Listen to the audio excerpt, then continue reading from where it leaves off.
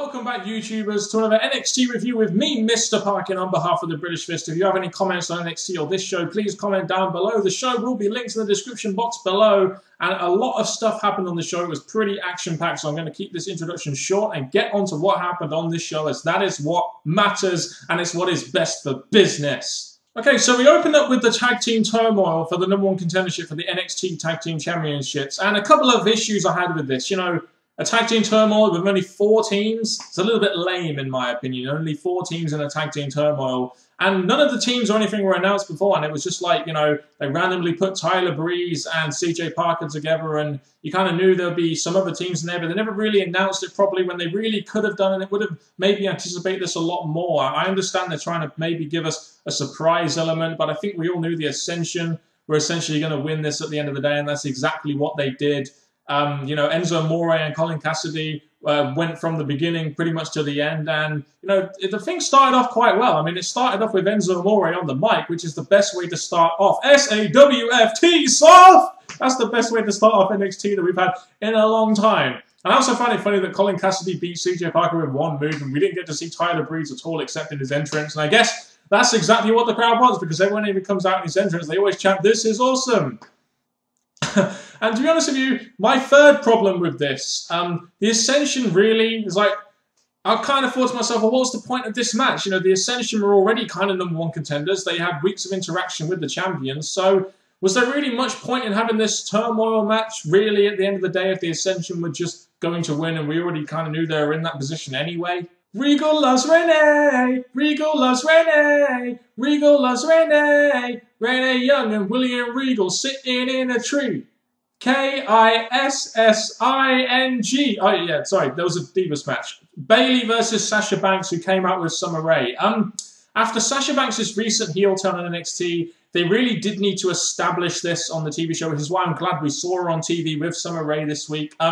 And I looked at it at the end of the day, did this match achieve what it needed to? Well, number one, you've established Sasha Banks as a heel. You gave her a win, so you started off her heel run strongly against a very over babyface in Bayley. And you've also got Bayley on TV as well, who's a character who is getting more and more over each week with her starstruck gimmick that she has, where she's like that all the time. I found that quite funny. So this managed to achieve a couple of things, and this whole segment actually managed to achieve a lot, because it looks like now we have a new version of Divas of Doom, Sasha Banks and Summer Rae, and this will probably lead to some kind of tag match of Emma and Paige. And it looks like the Summer Rae and Emma feud is also continuing, as Fandango is going to be here next week on the show. And it looks like there's going to be some kind of dance-off with Fandango and Summer Rae versus Emma and a partner of her choosing, which is a nice way to continue and maybe even culminate the Summer Rae and Emma feud, which is kind of overshadowing the Divas NXT Women's Champion Paige, in my opinion. But there we go. So quite a lot of things were established in this segment, which I thought was good, in my opinion.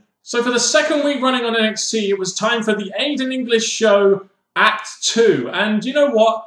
The crowd really seemed to like the Aiden English character right now. When he finished beating some jobber, they even wanted an encore. And he gave him an encore, and he's still putting the E in the WWE.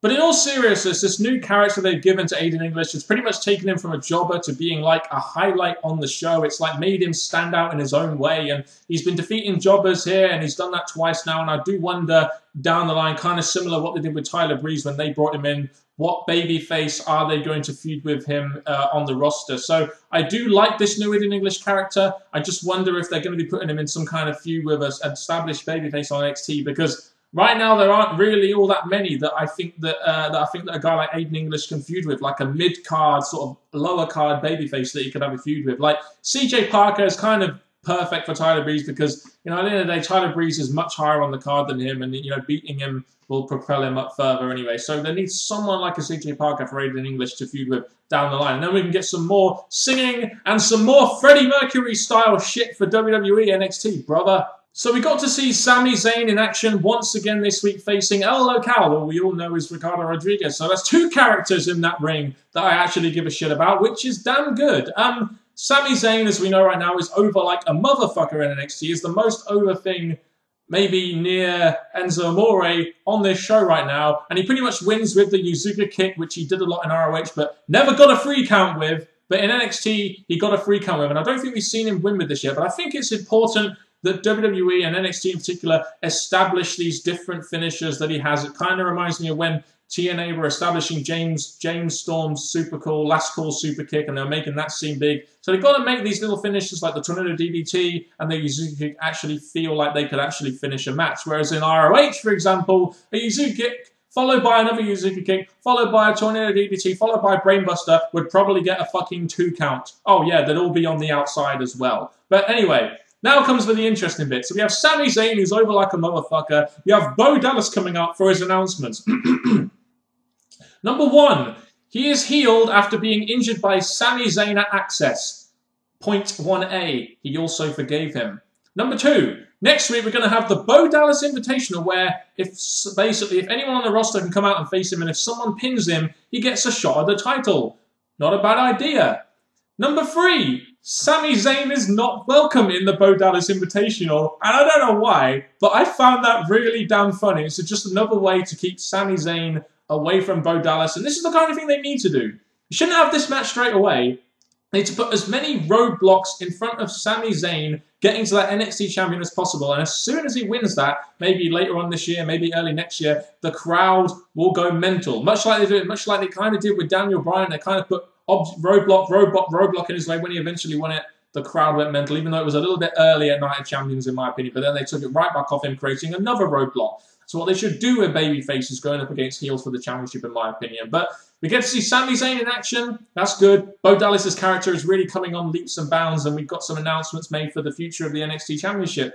Next week's show should be very interesting, in my opinion. Another reason why next week will be interesting for NXT is because it will be the return of Cassius Ohno. He was in a backstage segment with Brad Mellix where he said he would pummel him with this fist of his. Apparently next week, Cassius Ohno will be getting a match with one member of the Wyatt family to get revenge for how they put him out, even though really we know the real reason why he was off TV, because he refused to physique himself up for WWE as they wanted him to. So next week it'll be good to see Cassius Ohno back, another character on NXT that I care about. And I do wonder what they'll do with him down the line. I do wonder if he has actually physiqued up. I imagine he would have done, or else he wouldn't be on TV. So next week, Cassius Ohno, look forward to that. Damn right, that's what's best for business. Oh, surprise, surprise, fucking prize. Triple H's announcement was in the main event, and we really shouldn't have expected anything differently, really, to be honest with you. I mean, he is in charge of NXT, he is in charge of the talents and everything down in NXT. He actually was in charge of making the Performance Center, which is going to go on in leaps and bounds for WWE's developmental. So,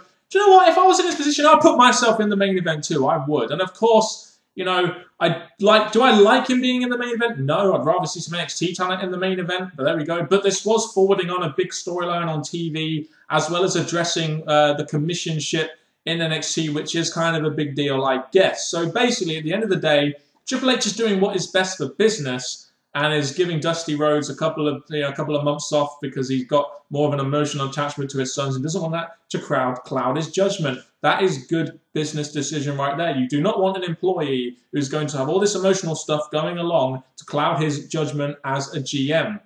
And also, it's good business that they bring in, you know, a guy who's been in the business for 20 years, a guy who's respected amongst everyone in WWE, and a guy who is a wrestling god. No, it's not Ric Flair, people. He was too busy fucking being drunk at the WWE 14 2K, whatever the fuck it's called, where Jim Ross got fired. Instead, we got the other wrestling god as a GM, and a heel JBL at that. And I don't really think it'll affect the show all that much. Dusty Rhodes didn't really sort of have anything to do with NXT.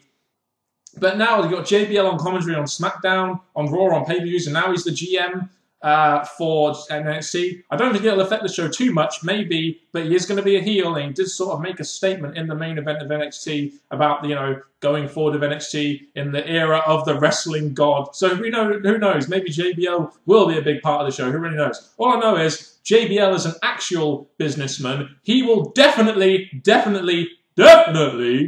know what is best for business, because he is actually a very successful businessman. My overall thoughts on the show this week pretty much primarily go around one aspect of the show, actually, and that is the characters. You know, Aiden English is entertaining me. I never would have thought I would say that. You know, the tag team turmoil, why I didn't like it too much, the Ascension are coming out on top, and they're #1 contenders, and we're finally going to get that tag team match for the titles, which is good, and hopefully they'll get those damn belts off fucking Corey Graves and Adrian Neville.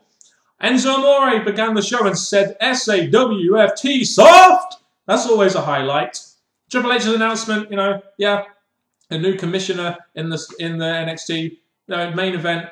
Sami Zayn and this interaction with Bo Dallas, that was quite entertaining. So there's loads of characters on NXT. Cassius Ohno was on there. So NXT is full of characters that I care about, and they could be in jobber matches, and I would still fucking care about them.